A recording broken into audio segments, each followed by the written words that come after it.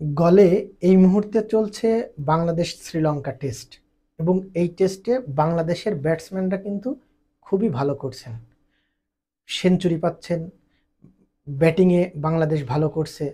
কিন্তু ক্রিকেটের এই ডামাডোলের ভেতরে বাংলাদেশের ক্রীড়াঙ্গনে নীরবেই একটা বড় ঘটনা ঘটে গেছে। আর সেই ঘটনাটা হচ্ছে সিঙ্গাপুরে এশিয়া কাপ স্টেজ 2 এর যে আর্চারি টুর্নামেন্ট চলছে, ওয়ার্ল্ড র্যাঙ্কিং টুর্নামেন্ট।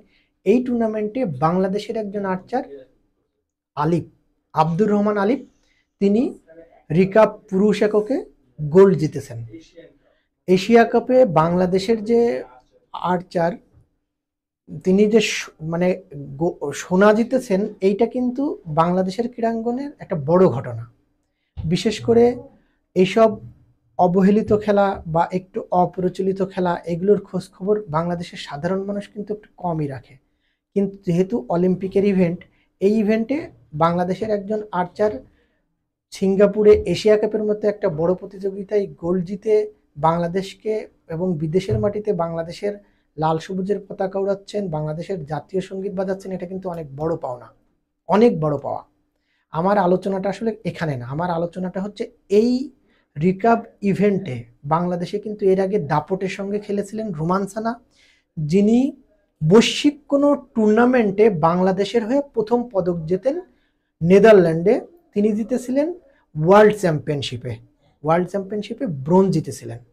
বাংলাদেশে কিন্তু ক্রিকেটে বা ফুটবলে বৈশ্বিক অর্থাৎ আইসিসি বা ফিফার টুর্নামেন্টে কিন্তু বাংলাদেশের সাফল্য নাই। আপনি যদি খেয়াল করেন, বাংলাদেশ এশিয়া কাপ জিততে পারে কিন্তু বাংলাদেশ আইসিসি টুর্নামেন্টে কোনো কাপ জেতে নাই। ক্রিকেটে, ফুটবলে তো বিশ্বকাপ বাছাই আমরা কেমন করে সবাই জানে। সেইখানে আর্চারিতে রোমান সানা 2019 সালে ওয়ার্ল্ড চ্যাম্পিয়নশিপে ব্রোঞ্জ জিতেছিলেন এবং তিনি সরাসরি অলিম্পিকে খেলার যোগ্যতা অর্জন করেছিলেন। এটা গেল রোমান সানার গল্প। এরপরে কিন্তু হাকিম আহমেদ রুবেল, তিনিও খুব ভালো একজন আর্চার ছিলেনই বলছি, কারণ রোমান এবং রুবেল এই দুজনে কিন্তু এখন বাংলাদেশ ছেড়ে যুক্তরাষ্ট্রে পাড়ি জমিয়েছেন। আমার বলার জায়গাটা হচ্ছে তারা কেন আর্চারি ছেড়ে যুক্তরাষ্ট্রে চলে গেলেন এবং কিভাবে গেলেন। রোমান সানা এবং রুবেল এরা কিন্তু ওয়ার্ল্ড চ্যাম্পিয়নশিপ খেলতে আমেরিকা গিয়েছিলেন, ইউএসএ। আর ইউএসএর নিয়ম হচ্ছে আপনি একজন অ্যাথলেট হলে তার 5 বছরের ভিসা দেয় এবং ওই 5 বছরের ভিসার সুযোগটা কাজে লাগিয়ে তারা কিন্তু আমেরিকা চলে গেছেন।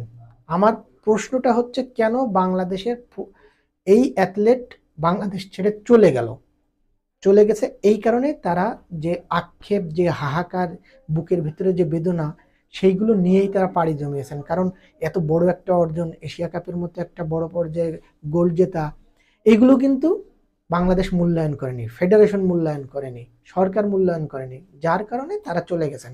এখন আমি বলতে চাচ্ছি আলিফও সেই পথে। আলিফ যেন বাংলাদেশের আর্চারিটা ছেড়ে বিদেশের কোনো, তিনি যেন না চলে যান, এটাই আমার বলার কথা। কারণ আলিফকে এখন পৃষ্ঠপোষকতা করতে হবে, আলিফকে স্পন্সর দিতে হবে এবং পুরো ফ্যাসিলিটিস আলিফের পেছনে ইনভেস্ট করতে হবে। তাহলেই হয়তো আলিফ আজকে যেমন বলেছেন যে অলিম্পিকে খেলতে চান, সরাসরি খেলতে চান, আমার মনে হয় তিনি অলিম্পিকে পদক এনে দিতে পারেন। সে পর্যন্ত সবাই ভালো থাকবেন। ভিডিওটা ভালো লাগলে চ্যানেল সাবস্ক্রাইব করবেন। ধন্যবাদ সবাইকে।